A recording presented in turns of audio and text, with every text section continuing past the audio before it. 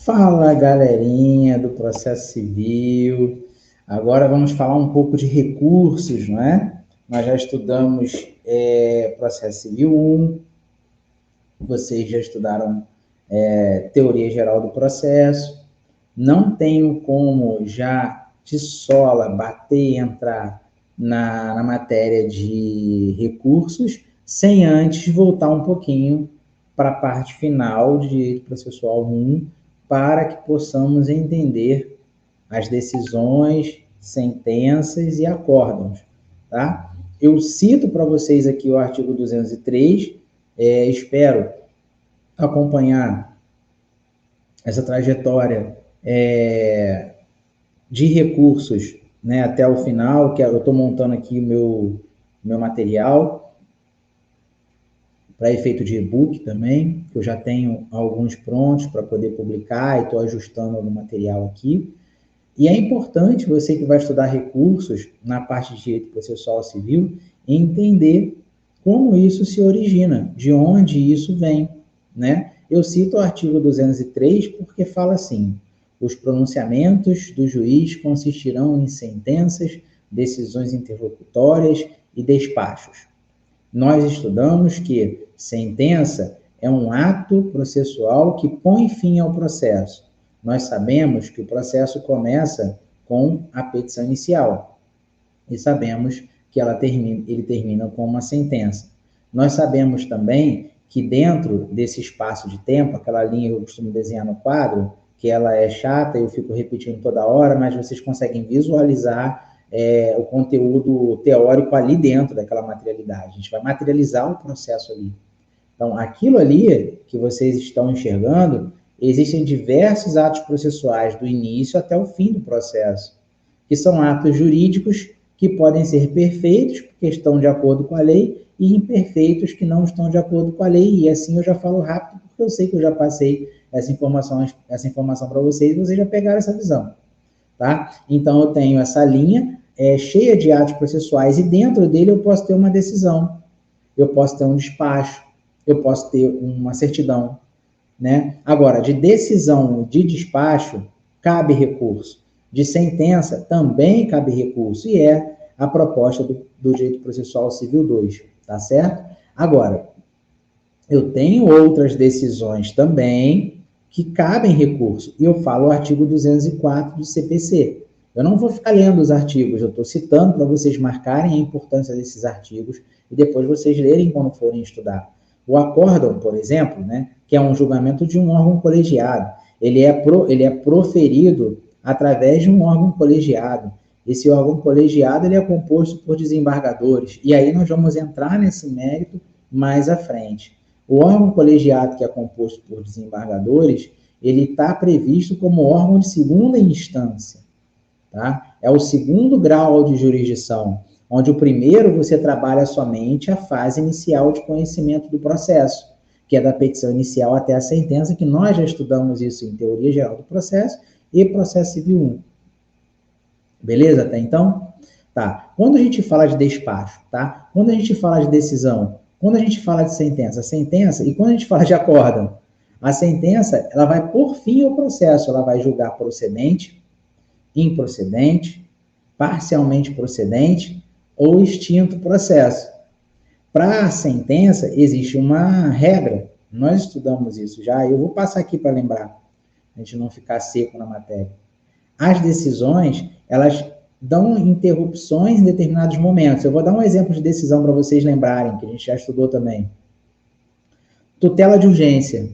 Quando um autor ajuiza uma ação e pede uma tutela de urgência, o primeiro ato processual vai ser decidir a tutela de urgência, porque ela é urgente, ela já vem com o nome de urgência. Se for plano de saúde, o juiz de imediato vai julgar aquele pedido, né? Através de uma decisão.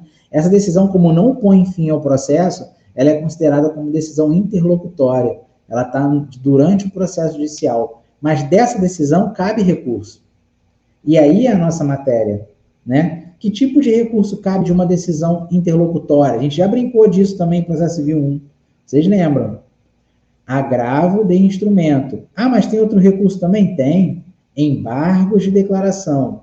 A diferença dos dois? Agravo de instrumento, ele vai atacar diretamente o objeto da decisão para a reforma da decisão. Para uma tutela de urgência deferida, quem se prejudicou foi o réu. Então, ele agrava de instrumento para indeferir a tutela de urgência e ele se beneficiar com isso. Para os embargos de declaração, caso haja um daqueles vícios contidos no artigo 1022 do CPC, omissão, contradição, obscuridade ou erro material. É só para sanar esses vícios, ele não vai atacar o mérito da decisão. E os despachos? Despachos também. Ele não julga o processo, ele não põe fim ao processo, mas ele vai dar um efeito processual de dinâmica de continuidade daquela ação, daquele processo, através daquele despacho, mas que não vai caber diretamente o agravo de instrumento, porque ele não é uma decisão, ele é um despacho. A forma dele ser criada dentro de um processo judicial não tem um efeito incisivo dentro de um determinado pedido.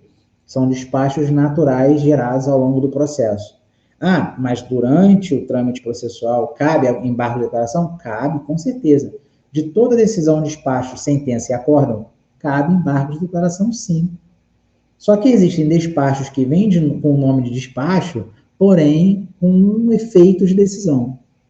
Isso tudo a gente vai identificar na leitura do despacho, no pedido que foi feito anteriormente, no tipo de manifestação do juízo, tá certo? Pode vir com outro nome, mas cabe agravo de instrumento dentro de uma decisão. Tá, beleza? Acórdão. Cabe recurso de acórdão? Com certeza cabe.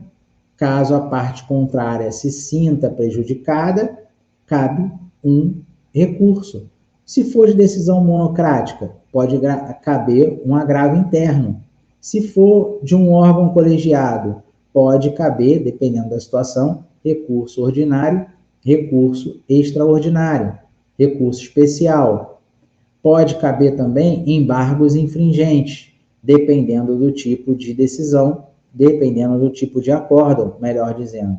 Isso nós vamos estudar detalhadamente ao longo desse curso, tá? Elementos da sentença, tá? Então, antes de chegar nos elementos da sentença, nós sabemos que cabe embargo de declaração de todas as decisões, todos os despachos, todas as sentenças, todos os acórdãos. Isso daí a gente está alinhado com isso, tá? Artigo 1022 do CPC. Posso fazer opor embargo de declaração contra a decisão de tribunal administrativo? Posso. Licitações, a gente conversou sobre isso. Posso. Tribunal desportivo? Também posso. Para poder clarear e resolver questões dos vícios contidos no artigo 1022 do CPC. Beleza? Vamos agora trabalhar os elementos da sentença. Quais são os elementos da sentença? Observem os elementos da sentença. Relatório, fundamento, parte dispositiva. O relatório, que é o primeiro momento do contato do juiz com o processo na hora que ele vai julgar a causa, ele vai trazer tudo aquilo que aconteceu no processo. O fundamento, ele vai começar a delinear a tendência dele para o julgamento, fundamentando aquele tipo de decisão que ele vai dar.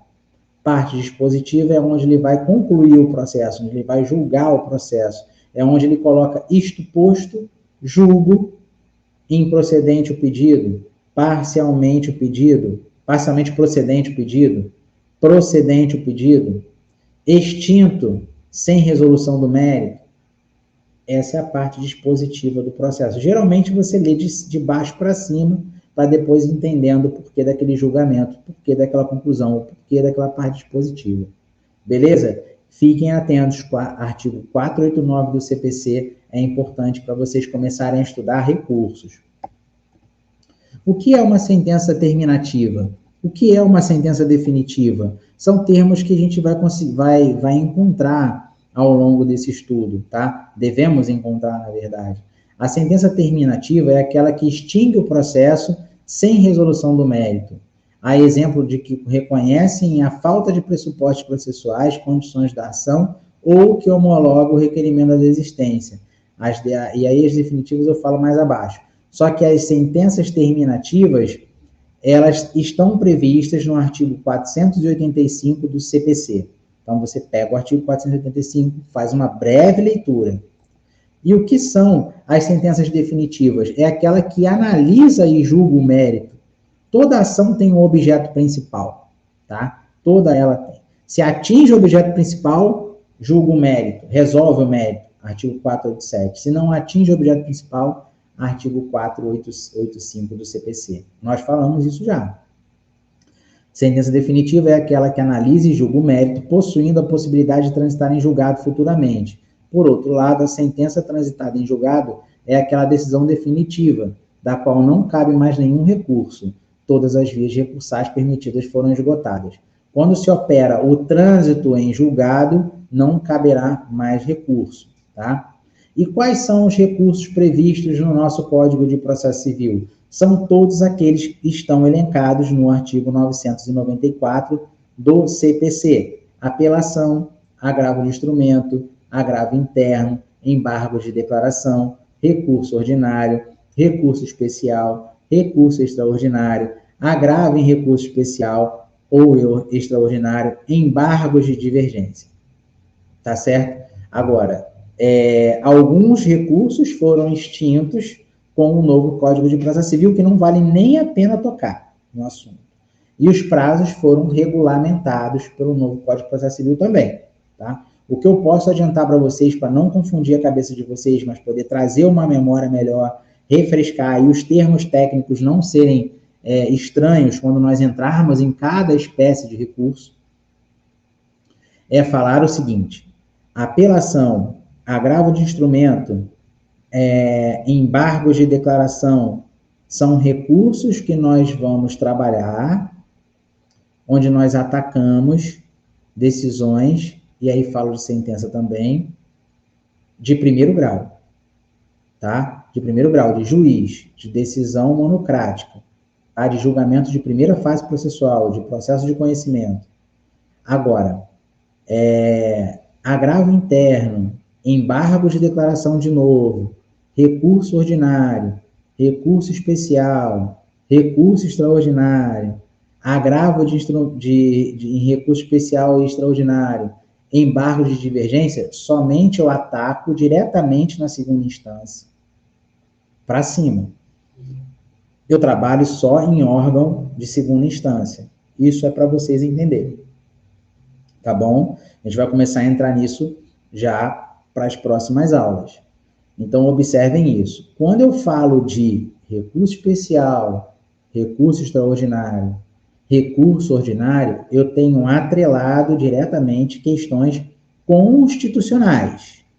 Questões constitucionais são atreladas diretamente aos requisitos de admissibilidade dos recursos ordinário, especial e extraordinário. Por quê? Porque eu já tenho a intenção de encaminhar esses recursos para Brasília, STJ e STF. Para chegar a Brasília, eu tenho que ter disposições constitucionais para servir de base para a admissibilidade desses recursos que eu acabei de falar e aqui repito: recurso ordinário, recurso especial, recurso extraordinário. Eu só consigo destravar recurso especial e extraordinário através de agravo em recurso especial ou extraordinário. Por quê? Eu só entro com recurso ordinário e recurso especial com decisões de segunda instância. Após apelação, eu tenho um julgamento, após esgotadas as possibilidades de agravo interno, embargo de declaração, embargo de divergência, eu vou optar por recurso extraordinário ou recurso especial. Se esse recurso não for admitido, por questões constitucionais, eu vou destravar esse recurso através de um agravo em recurso especial ou em recurso extraordinário. E aí fica essa visão para vocês, para passar na próxima aula, tá beleza? Deixo aqui o meu valeu, bem rápido, porque eu sei que vocês estão precisando desse conteúdo, nós já estamos aí avançando, né? Então, eu deixei essa visão aí para vocês terem um reforço. Na próxima aula, eu vou ver se eu consigo detalhar um pouco mais o material e mandar um material mais específico, mas bem trabalhado por mim. tá bom? Agradeço aí ao tempo dedicado a vocês, como sempre. Um beijo no coração de todos. Se vocês assistiram até aqui, por favor, se inscrevam no meu canal, porque eu tenho um projeto muito bom para poder fazer e ajudar vocês que vão fazer a prova da OAB. Beleza? Um abraço e até a próxima.